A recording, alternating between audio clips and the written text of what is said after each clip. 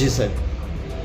મૈધપુરા police station હદ વિસ્તારમાં તારીખ 10/2/25ના રોજ રાત્રિના Lal Darwaja main road PM Suzuki showroom પાસે ટુ વ્હીલર બાઇકમાં પતિ પત્ની નાની બાળકી જઈ રહ્યા હતા.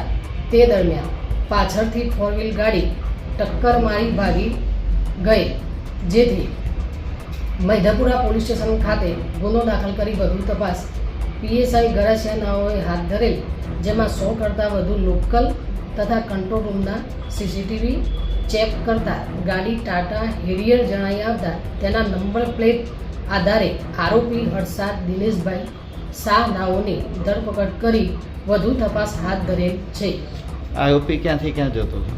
આરોપી તેના ઘરે LP સવાણી રોડથી જિલ્લાની બ્રિજ થઈ રેલવે સ્ટેશન તરફ તેની બહેનને મૂકવા જઈ રહેલ હતો.